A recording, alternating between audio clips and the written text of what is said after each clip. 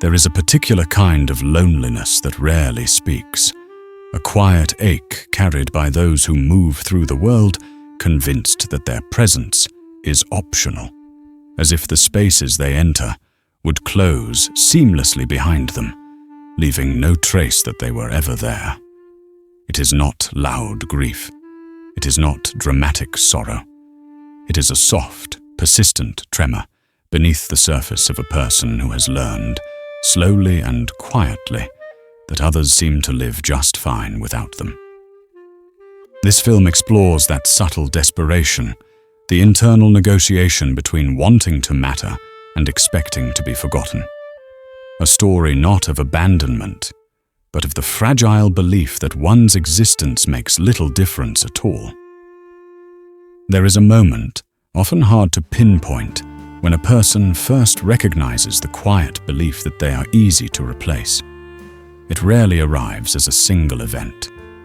More often, it emerges like a soft shadow, trailing them through the years, subtle, familiar, almost gentle in its persistence. For some, it shows up in the way they enter a room, a small pause at the doorway, as if testing whether their presence shifts anything at all. Faces continue their conversations. Bodies do not turn. Nothing in the air seems to rearrange itself to make room for them. And something inside whispers, "See? This is proof." Others feel it in the pauses between messages, in the delayed replies that seem to confirm a hierarchy of importance where they always fall a few rungs lower. Not because anyone has said it outright, but because their nervous system has learned to interpret silence as dismissal. Their brain links the absence of response to the absence of significance. The belief does not scream, it hums, soft and steady. In everyday moments, it shows itself through small habits, apologizing for speaking too long, retracting opinions before finishing them, offering to step aside even when no one has asked. A practiced shrinking, a subtle folding inward, as though occupying less space might make rejection hurt less. Some people grow so accustomed to this internal choreography that they forget it is choreography at all. It feels natural to be the one who listens more than they speak, the one who adjusts to others' needs before considering their own, the one who stays on the edges of conversations to avoid the discomfort of possibly interrupting. This quietness becomes a second skin, but beneath it lies a deeper pattern, a belief that connection is fragile, conditional, easily redirected to someone more interesting, more engaging, more necessary. And when they look closely, they find that moments of closeness feel temporary. Friendships feel like borrowed warmth. Relationships feel like rooms they are allowed to enter only if they stay tidy, pleasant, undemanding. When someone pulls away, even for reasons unrelated, the mind rushes to fill in the blanks with self-blame. If I were harder to replace, they would have stayed. If I mattered more, they would have checked in. If I were truly seen, they wouldn't forget me. Of course, these thoughts are rarely shared aloud. They remain tucked inside, folded into quiet corners of the psyche. Because expressing them feels risky, too vulnerable, too revealing, too close to confirming a fear that has taken years to solidify. So instead, people learn to mask it. They become dependable, accommodating, easygoing, the kind of person others describe as low maintenance, which is often code for someone who has learned not to need anything. Someone who stays small to avoid the possibility of being told they take up too much.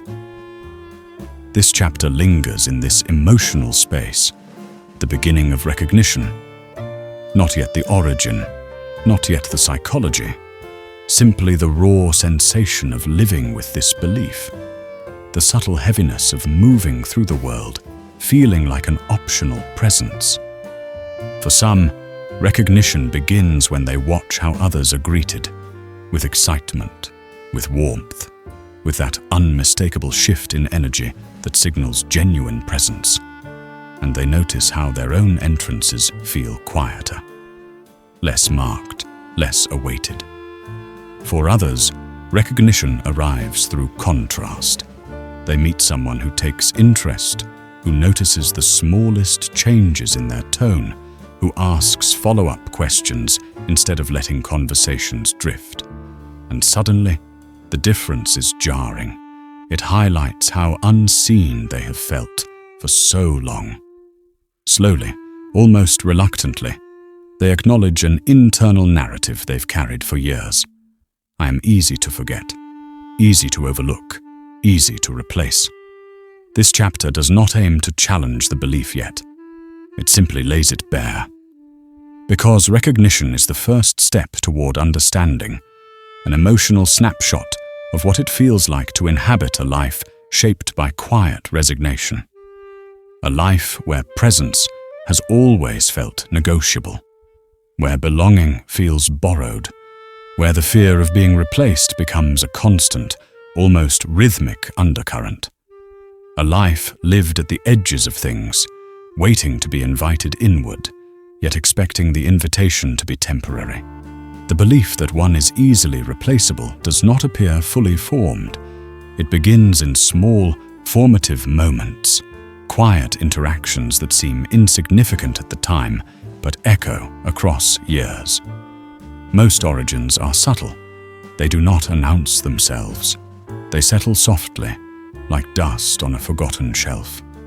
For many, it starts in childhood, the first emotional environment a person learns to navigate. Some children grow up in households where love is present but busy, where parents care deeply but their attention is fragmented, stretched thin by work, stress, or survival. A child learns, unconsciously, that their needs must wait, that their feelings can be postponed, that their presence does not command urgency. They adapt.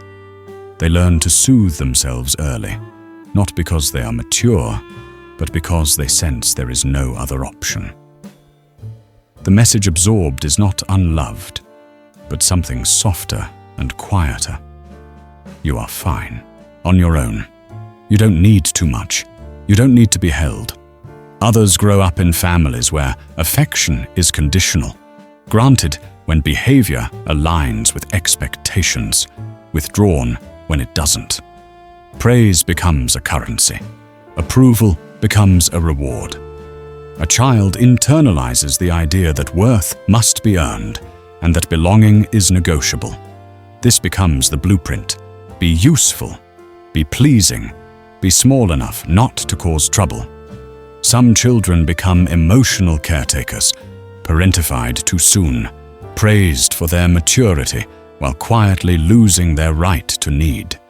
They learn that being helpful is safer than being vulnerable, that being indispensable is the closest thing to being valued. But beneath that role sits a fragile truth.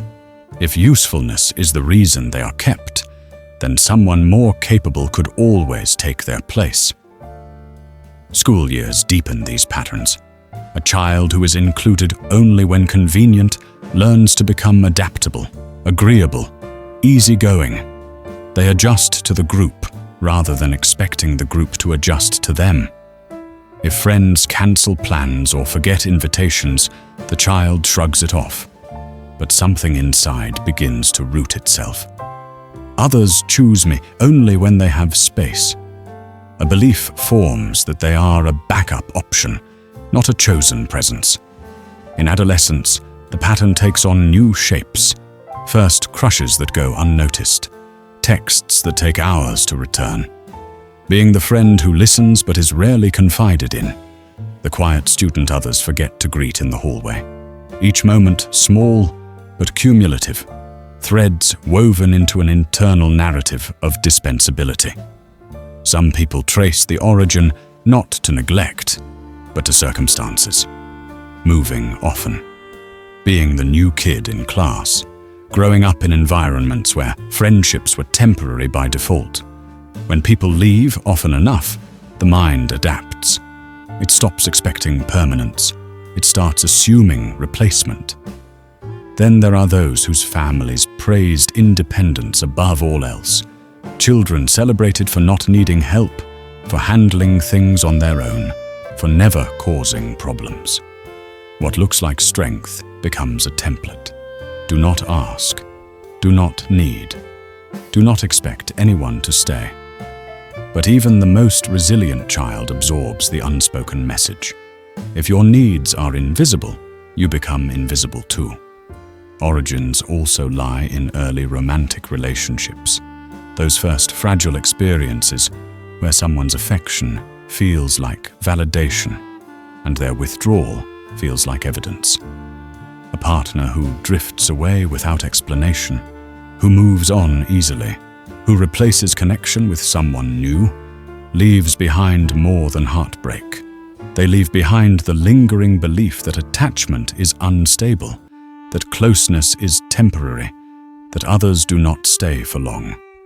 Sometimes the origins are not in what happened, but in what didn't. The hug that never came, the apology never spoken, the reassurance never offered. Absences become teachers just as powerful as experiences. This chapter sits gently with these beginnings, not to assign blame, but to understand the quiet environments that shape a person's sense of worth. Because the belief of being replaceable is almost never born from one loud moment. It is seeded in small silences, confirmed in overlooked details, reinforced by circumstances no child could control. And as they grow into adults, these childhood lessons follow them like shadows. They learn to anticipate disappointment, to minimize their impact, to become low maintenance in hopes of being kept. Not realizing that the lessons were flawed, not realizing they came from environments that did not know how to make room for their full emotional presence. Before healing can begin, the origin must be seen clearly. An early landscape shaped not by a lack of love, but by a lack of consistent emotional recognition. There is a science behind the quiet ache of feeling replaceable, a psychological architecture that takes shape long before someone can name it. Not a flaw in character, but a learned response, a pattern the brain builds to keep a person safe. At the center of this pattern lies attachment. Humans are wired for connection. Infants arrive in the world with a nervous system calibrated to seek closeness, safety, and recognition. When those early connections are consistent, the brain learns a simple truth. You matter. You will be responded to. You have a stable place in the world. But when those connections are unpredictable, warm one moment, distant the next, the nervous system adapts. It becomes cautious, hyper-attuned, scanning constantly for signs of withdrawal. The brain learns a different truth. Closeness is fragile. Attention can disappear. You must earn your place. This becomes the first psychological layer behind feeling replaceable. Insecure attachment. Not born from a lack of love, but from inconsistency, moments of connection that could not be relied upon. The next layer is cognitive. Self-worth schemas. Schemas are mental templates the brain uses to interpret the world. They form early, solidifying quietly, shaping how a person views themselves and others. One particular schema often underlies the feeling of being replaceable: the defectiveness schema, the belief that something is inherently lacking in oneself. Not enough to be unwanted outright, but enough to feel interchangeable. Another schema is subjugation, where a person learns to suppress their needs to avoid conflict or disappointment. Over time, the suppression becomes identity. The message becomes internalized. Your needs are not important. You are easier to keep when you stay small. Together, these schemas create a psychological lens that filters everyday interactions. A delayed reply becomes evidence of unimportance. A friend's distraction feels like confirmation of invisibility. The brain fills gaps with the conclusion it already believes. Then comes the emotional layer, rejection sensitivity. When someone grows up expecting emotional inconsistency, the nervous system becomes alert, always scanning for cues that others might withdraw. Even neutral behavior can trigger a sense of threat. A shift in tone, a shorter message, a slightly cool expression. To others, these moments mean nothing. To a rejection-sensitive brain, they carry weight, a familiar warning. You are losing your place. Someone else could take it more easily than you think. This is not dramatic overreaction. It is biology, neurons firing according to old patterns, protecting a heart that has learned to anticipate loss. Psychologists also speak of social comparison theory. Humans constantly evaluate their standing in groups. But when someone feels fundamentally replaceable, this comparison becomes skewed. Every person seems more interesting, more memorable, more necessary. The mind exaggerates others' value and diminishes its own, not out of envy, but out of fear. If everyone else is brighter, then I am the dimmest light in the room. At a deeper, quieter level lies the concept of interpersonal schemas, expectations about how others will treat us. If early experiences taught a person that affection is conditional, they may assume that everyone sees them through the same lens, and so they brace for substitution long before it arrives. There is also a neurological component, the brain's negativity bias. Humans are evolutionarily wired to remember threats more than safety.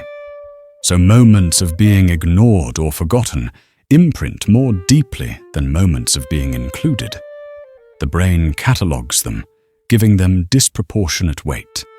And slowly, perception tilts toward a single narrative. I do not leave a mark. Others adjust easily when I am gone. Over time, these emotional, cognitive, and neurological threads weave together into a silent belief system.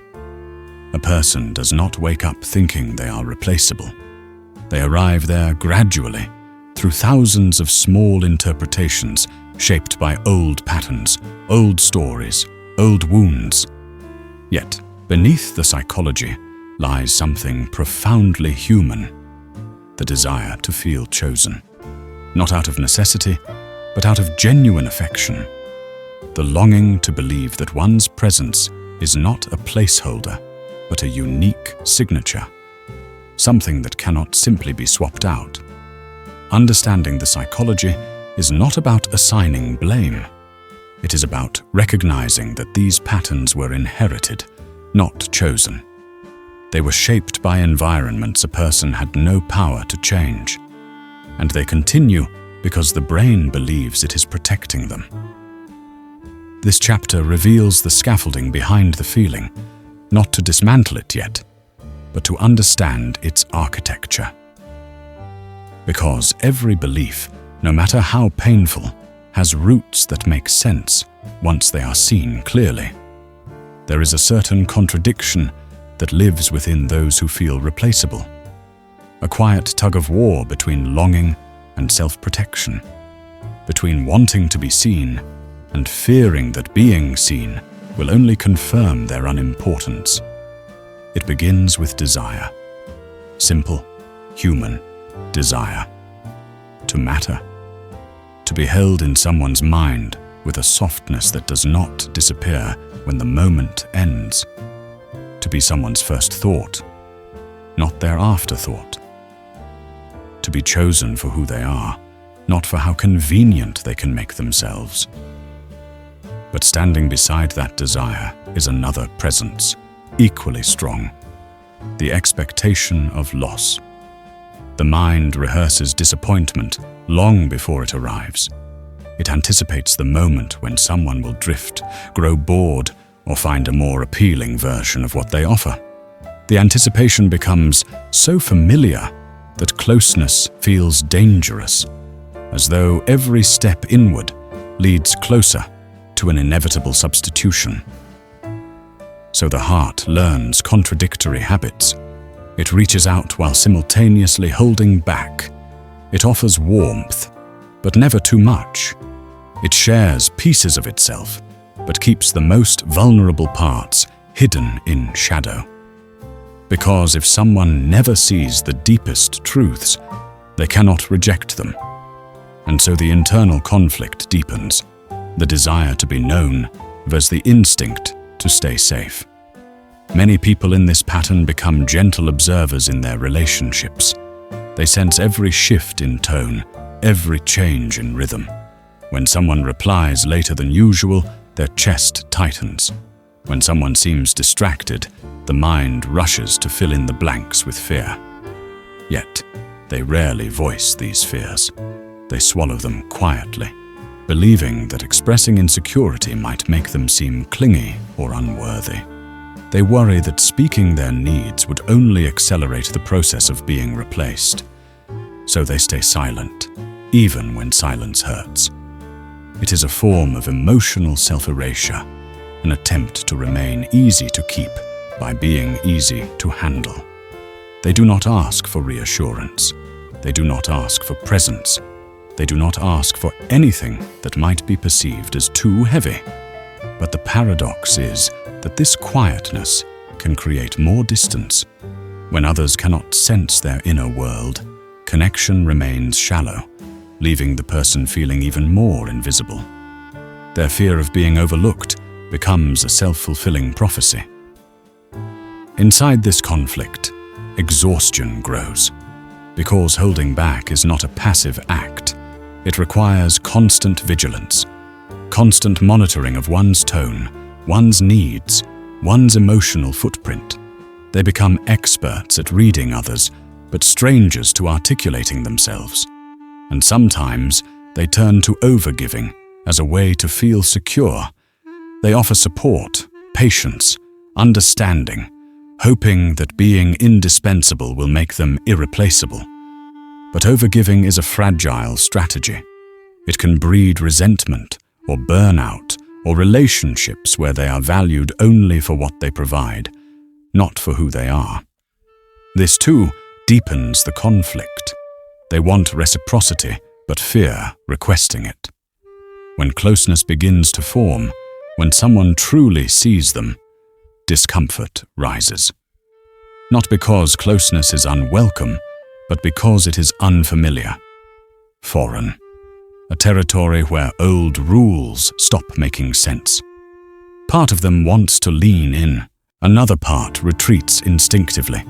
They may even sabotage connection without realizing it, pulling away, withholding vulnerability, pretending they are fine when they are trembling inside. These reactions are not dramatic. They are quiet. A sudden coolness, a polite distance, a soft withdrawal, masked as independence. Because if they detach first, then the other person cannot leave them. If they keep emotional doors half closed, then no one can walk out. They were never fully let in. This internal conflict often remains hidden from the outside world. Most people will never see it. They will see the calm expression, the agreeable nature, the reliability. They will not see the anxious calculations underneath, the constant measuring of emotional proximity, the hope that someone will stay despite being given every excuse not to. At its core, this chapter of the story is about the exhaustion of living in two realities at once, craving connection while fearing its fragility, wanting presence while expecting disappearance, offering depth while withholding truth. It is a life spent balancing on a thin emotional ledge, never too close, never too far, always careful, always bracing. And yet, beneath the conflict lies something unspoken, a quiet longing for someone who sees past the protective layers, someone who recognizes the conflict not as neediness, but as history. Someone who stays. Change rarely announces itself with certainty. For those who have lived with the belief that they are replaceable, the turning point does not arrive as a dramatic revelation. It appears softly, more like a flicker than a flame, a small shift in awareness that feels almost accidental. Sometimes the realization begins with a single interaction, a moment when someone looks at them a bit too deeply, listens a bit too fully, or remembers something they once mentioned in passing. A detail so small it could be dismissed, yet it holds an unexpected weight. It is in these moments that something subtle stirs. A question they have long avoided begins to rise. What if my presence matters more than I think? What if I am not as interchangeable as my fears insist? The realization does not solidify immediately. It arrives tentatively, like an unfamiliar language being learned through tone rather than vocabulary. A warmth that lingers longer than expected. A softness that feels both comforting and unsettling. Often, the flicker begins not because someone new enters their life, but because someone stays. A friend who continues to check in. A partner who notices the quiet hesitations. A colleague who values their voice without requiring performance. Consistency, the very thing their nervous system learned to distrust, becomes the key that unlocks uncertainty. This flicker may emerge in other ways too. A moment of introspection, a late-night thought when the world feels still enough to hear the truth beneath the noise. A realization that the people who drifted away were not measures of their worth, but reflections of their own limitations. Or perhaps it arrives through exhaustion, when shrinking themselves feels heavier than being seen, and remaining on the emotional sidelines begins to feel like a loss rather than a protection. In these moments, a soft awareness forms. The belief of being replaceable has been a shield, one that kept them safe, but also kept them small. This understanding is delicate. It is not self-confidence. It is not a sudden burst of clarity. It is a noticing, a whisper. Many describe it as the first time they watch themselves with compassion instead of criticism. They see the child who learned to be quiet, the teenager who tried not to take up space, the adult who mastered invisibility as a form of survival. And for the first time, they feel something other than shame for these patterns. They feel tenderness, understanding, maybe even grief for the years spent believing they were forgettable. Another common turning point arises from contradiction. Someone they care about expresses genuine appreciation, unprompted, specific, sincere. Not the vague, polite compliments they are used to receiving, but something personal, something that reflects real noticing. Their instinct is to reject it, to deflect, to downplay. But something in the tone catches them off guard. It feels too authentic to dismiss. And within that recognition lies the seed of a new story.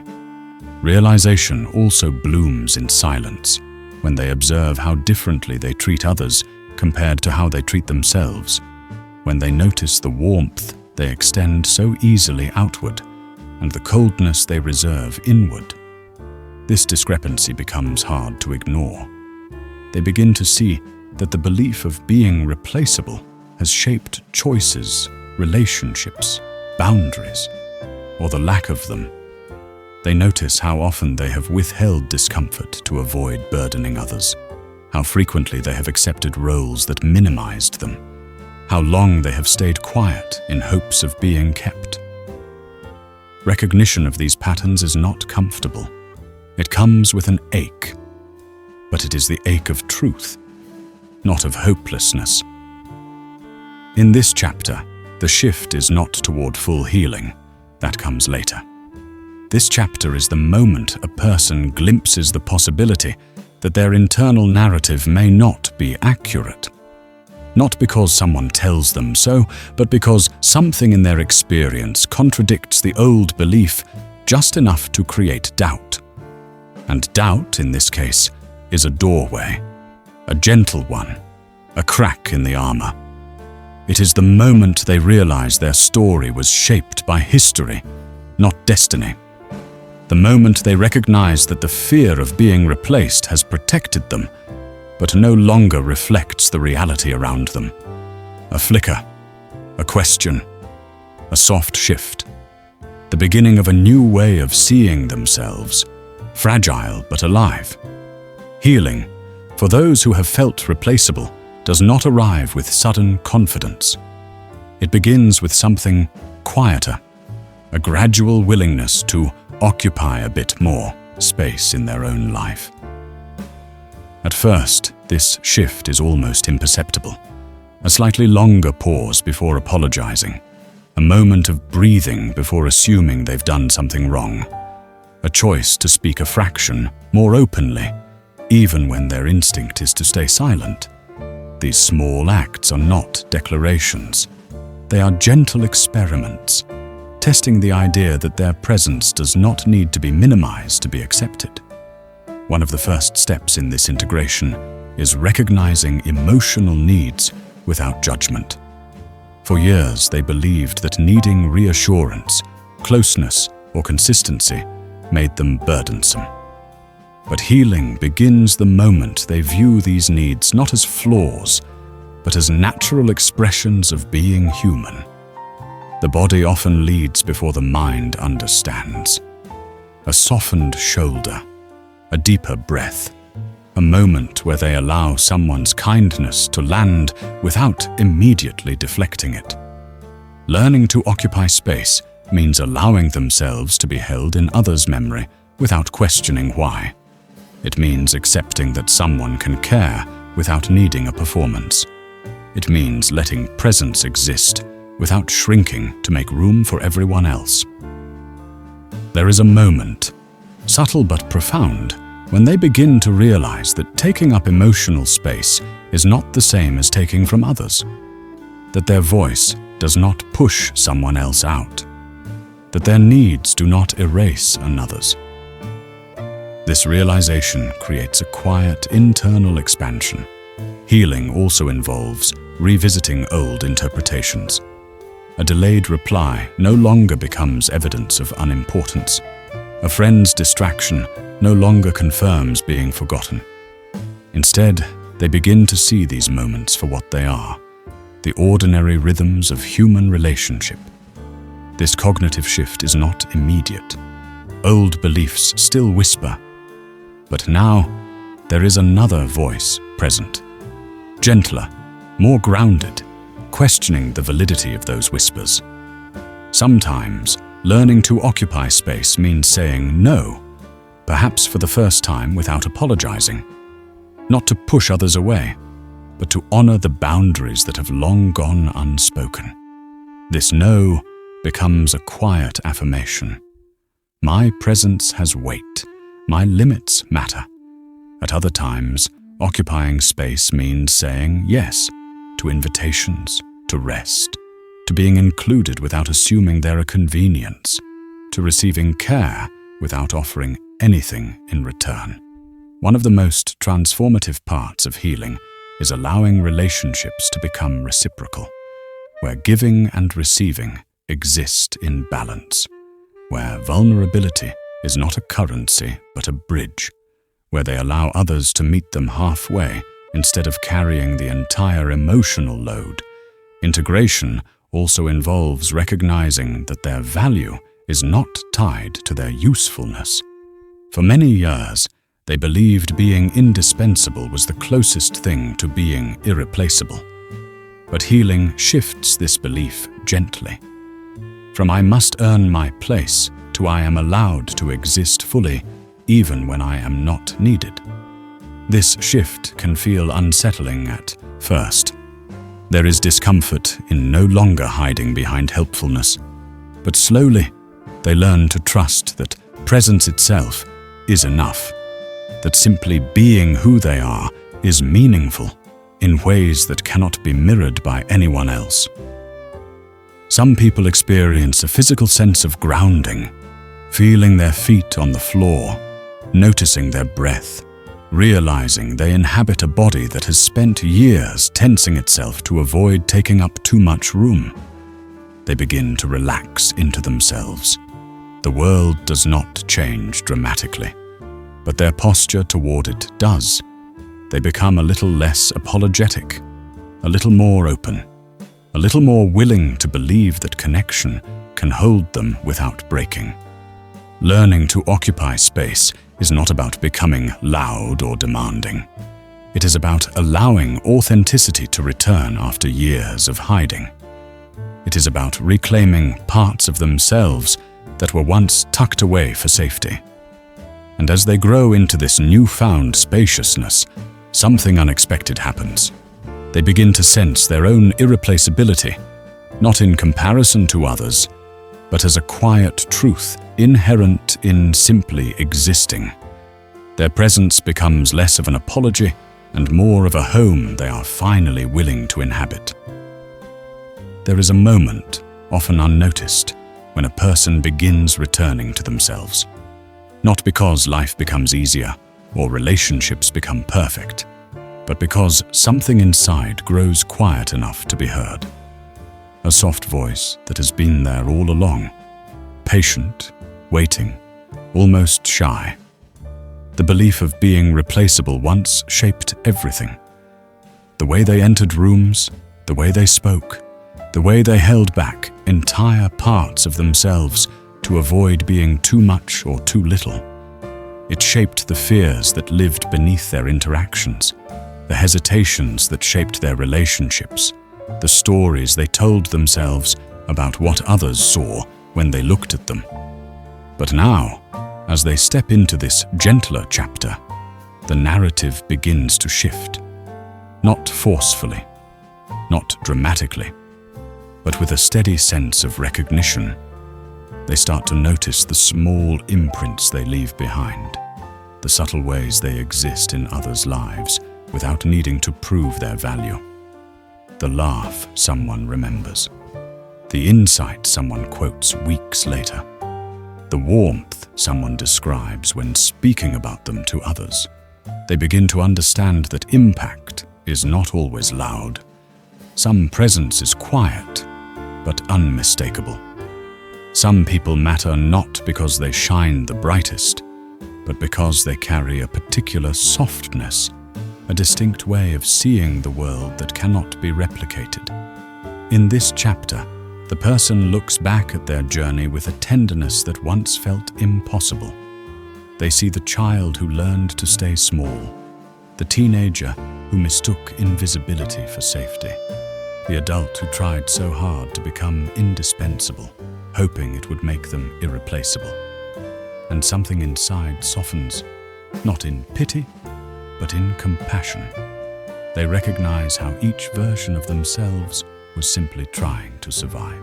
With the tools available at the time, every quiet retreat, every swallowed need, every unspoken fear was an attempt to protect a heart that longed for stability. The return to self begins when they allow grief to surface. Grief for the years spent, assuming their presence didn't matter. Grief for the moments they accepted less because they believed they deserved less. Grief for the connections they never fully entered because fear stayed between them. This grief is not heavy. It is clarifying, a soft rain that washes the old narrative without erasing it. They begin to choose themselves in small ways, speaking when they once would have stayed silent, resting when they once would have pushed through, acknowledging loneliness instead of ignoring it, accepting kindness without searching for the reason behind it. These small choices accumulate. Slowly, they knit a new internal truth, that a person's irreplaceability is not measured by attention or validation, but by authenticity.